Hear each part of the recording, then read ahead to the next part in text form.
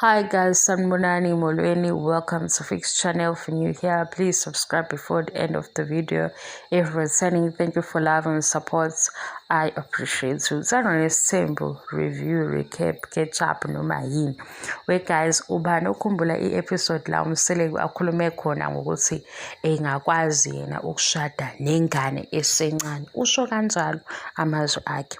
Kule episode la ehleli khona noMpumelelo emtshela ukuthi yena ungathatha unumber 5 engavinjelwa uMpumelelo if uMpumelelo eshada angeke sakwazi ukushada emva kwakhe. Angazi noma kuwumgomo yini lokho kodwa usho njalo. Bawukhumbula leyo episode wathi umseleki kuMpumelelo angifuni ukuvinjelwa oma bakho kodwa ngavinjelwa uwena. Wathi ke kuleyo episode makuziwe emalini engamsupport ngokwemali. Egazi ngicela ngixoxe into eyenzayo kule channel la engangikhuluma khona ukuthi umshado kaMpumelelo uyoba mkhulu because uyingane kaMseleki. UMseleki uzomsupporta osabangani bakaMseleki ngibala nje njengemndeni efana naleya. Abantu balwa-ke nami ama-comments engawathola ezif lento ngiyayiqamba.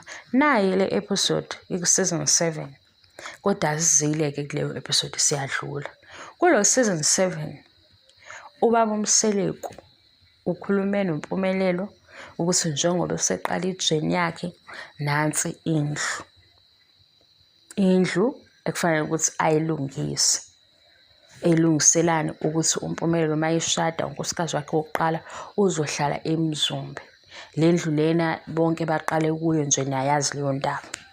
Umbuzo wami ukuthi ubaba uMseleki angithi novale yakhe ichapter yomshado ukuze kuqale kaMpumelelo. Iphi indlu kaMakhwela because uMakhwela shothi naye uzohlala le ekude eceleni ngoba phela uMseleki unikeza uMpumelelo indlu ukuthi kufanele ilungiswe.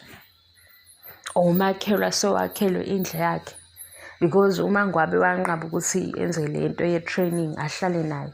Iphi indlu kaMakhwela? Wathi futhi uMseleki kuMpumelelo ongamvimba ukuthi engamthatha unumber 5 uyena ngokuthi agane ashade. Nansi-ke indlu uMpumelelo uyayilungisa ngoba uyaqala. Now useason 8 usuza nokuthi ubaba uMseleki uselobolile uMakhwela.